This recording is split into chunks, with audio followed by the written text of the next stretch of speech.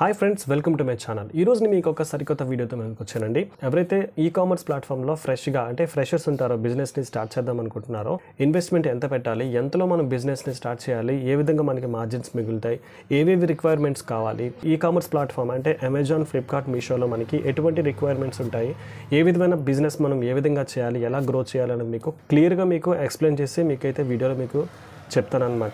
ఈ వీడియో మీకు ఎండ్ వరకు చూడండి, ఖచ్చితంగా మీకు యూస్ఫుల్ అవుతుందని నేనైతే అనుకుంటున్నాను. డైరెక్ట్గా మనం డెస్క్టాప్లోకి వెళ్ళిపోదాం. క్లియర్గా మీకు ఏ విధంగా మొత్తం టోటల్ స్టార్టింగ్ నుంచి ఎండింగ్ వరకు ఏవేవి కావాలో, ఏ రిక్వైర్మెంట్స్ ఉన్నాయో మీకు క్లియర్ కట్గా నేను తెలియపరుస్తాను. సో ఇప్పుడైతే పర్టికులర్గా నేనైతే అమెజాన్, ఫ్లిప్కార్ట్, మీషోలో అయితే మాత్రం small investment plan for the starting and e-commerce business గురించి నేను మాట్లాడతానండి.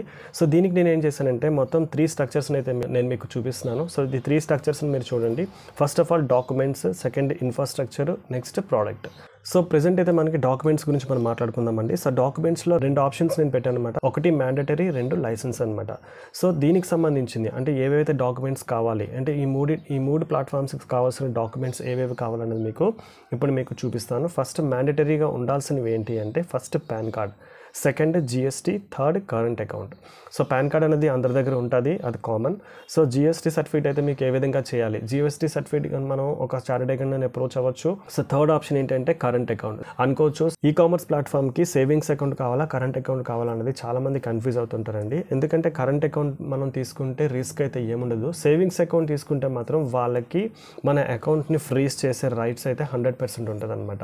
సో మన అకౌంట్ మనం ఎప్పుడైనా వాళ్ళు ఫ్రీజ్ చేసేస్తారు. వాళ్ళకి మనం సరిగ్గా అకౌంటింగ్ సరిగ్గా చూపించకపోతే మాత్రం మన యొక్క అకౌంట్ బ్లాక్ అవుతుంది అనమాట. సో అందు గురించి మనం సేవింగ్స్ అకౌంట్ అయితే మనం టచ్ చేయొద్దు.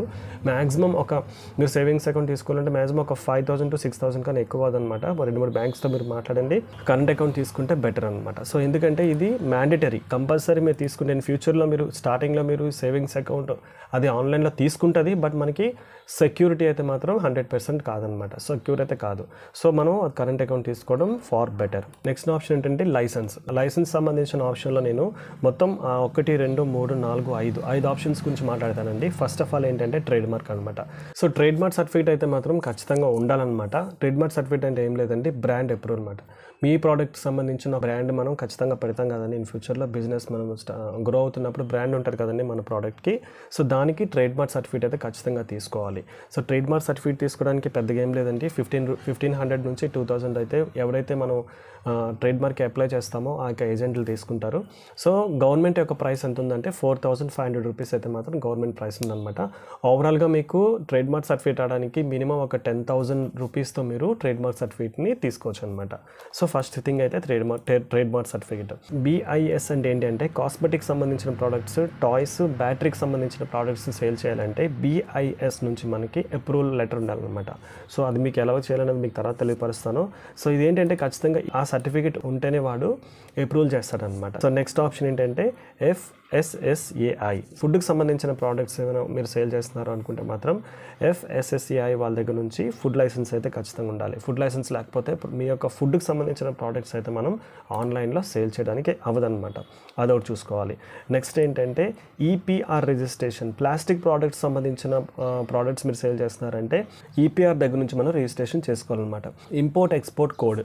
సో మనం అదర్ కంట్రీస్కి మనం ప్రోడక్ట్స్ని పంపించాలనుకుంటే మాత్రం దీనికి సంబంధించిన ఇంపోర్ట్ ఎక్స్పోర్ట్ కోడ్ అయితే మనకి కావాలన్నమాట. సో ఇవి లైసెన్స్కి సంబంధించిన మ్యాండేటరీ.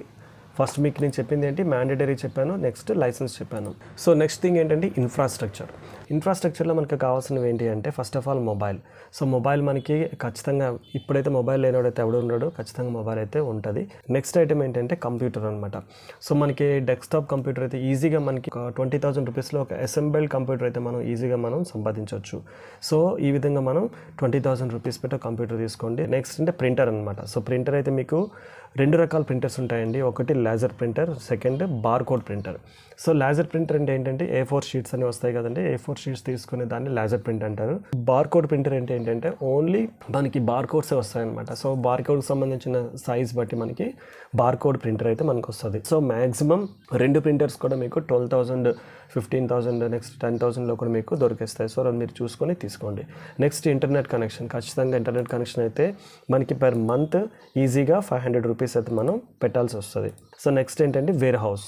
సో వేర్ హౌస్ అంటే మనకి 2 ఆప్షన్స్ ఉన్నాయండి. మీకు ఓన్ హౌస్ ఉంటే ఓన్ హౌస్లో మీరు బిజినెస్ని స్టార్ట్ చేయొచ్చు, లేదు రెంటెడ్లో మీరు తీసుకున్నా సరే మీ ఇష్టం. సో రెంట్లో మీరు హౌస్ అని తీసుకోవచ్చు, రెంట్లో మీరు ఒక షాప్ తీసుకుని అక్కడ మీరు రన్ చేసుకోవచ్చు అనమాట. సో నెక్స్ట్ ఆప్షన్ ఏంటంటే స్టేషనరీలో మనకి A4 షీట్స్ పేపర్స్ అయితే ఎలాగా కావాలి, సో తీసుకోవాలి. లేబుల్ షీట్స్ అంటే మనకి ఫర్ ఎగ్జాంపుల్ ఆ ప్రోడక్ట్ మీద లేబుల్ అంటే ఇస్తాం కదండి, దానికి సంబంధించిన లేబుల్స్ మనం తీసుకోవాలి. నెక్స్ట్ ఎక్స్ట్రా ఆఫీస్ యాక్సెసరీస్ అంటే ఏంటండి, టేబుల్స్ కానీ ఫ్యాన్స్ కానీ సంథింగ్ ఉంటాయి కదండి, చిన్న ఉంటాయి కదా, సో అవైతే ఖచ్చితంగా మనం తీసుకోవాలి. సో నెక్స్ట్ ఆప్షన్ ఏంటంటే ప్రోడక్ట్ అనమాట. సో ఈ ప్రోడక్ట్లో మనకి ఏదైతే మనం ఈ ప్రోడక్ట్ని తీసుకోకూడదో వాటి గురించి మనం మాట్లాడుకుందాం. First avoid the size related products. So size related products గురించి నేను మీకు ఎందుకు చెప్తున్నాను అంటే, సైజ్ రిలేటెడ్ అంటే XL, small, XXL. For example చూడండి, ఒక షూ తీసుకుంటాము, షూలో 4 రకాల సైజులు ఉంటాయి. ఒక డ్రెస్ తీసుకుంటాం, డ్రెస్లో 4 రకాల సైజులు ఉంటాయి. మ్యాక్సిమం ఈ ప్రోడక్ట్కి సంబంధించిన కేటగిరీస్ మీరు సెలెక్ట్ చేసుకోవద్దండి. ఎందుకంటే అవి రిటర్న్ కూడా అవ్వచ్చు. ఎందుకంటే మీరు బిజినెస్ స్టార్టింగ్లో ఉన్నారు కాబట్టి మీరు ఇటువంటి ప్రోడక్ట్స్ని మీరు సెలెక్ట్ చేసుకోవద్దు. First thing. నెక్స్ట్ థింగ్ ఏంటంటే 500 గ్రామ్స్ వెయిట్ని బిలోనే మీరు ఆ యొక్క ప్రోడక్ట్ వెయిట్ ఉండేటట్టు చూసుకోండి. అబోవ్ అయితే మీకు దానికి సంబంధించిన కొరియర్ ఛార్జెస్ అయితే ఎక్స్ట్రా పడతాయి అనమాట. సో లెస్ ప్యాకింగ్ మెటీరియల్ కూడా పెట్టుకోండి. ఎందుకంటే లెస్ ప్యాకింగ్ మెటీరియల్ పెట్టుకుంటే ఏమవుతుందంటే మీకు వెయిట్ కూడా చాలా తగ్గుతుంది అనమాట. నెక్స్ట్ ఆప్షన్ ఏంటంటే 10 ప్రోడక్ట్స్ మీరు తీసుకోండి, లిస్టింగ్స్ చేయండి. లిస్టింగ్ చేసిన తర్వాత మీరు ఏం చేస్తారంటే మీరు అనొచ్చు 10 ప్రోడక్ట్స్తో బిజినెస్ స్టార్ట్ అవుతుందా అంటే 10 ప్రోడక్ట్స్ అయితే బిజినెస్ అవ్వదండి. ఈ 10 ప్రోడక్ట్స్ మీరు ఏం చేస్తారంటే కాంబో ఆఫర్స్ పెట్టండి, 1+1 ఆఫర్స్ పెట్టండి, లేకపోతే ఇంకేదైనా గిఫ్టెడ్ ఆఫర్స్ పెట్టండి. ఆ విధంగా ఒక 20 to 25 లిస్టింగ్స్ అయితే మీరు ఎక్స్పాండ్ చేయండి అనమాట.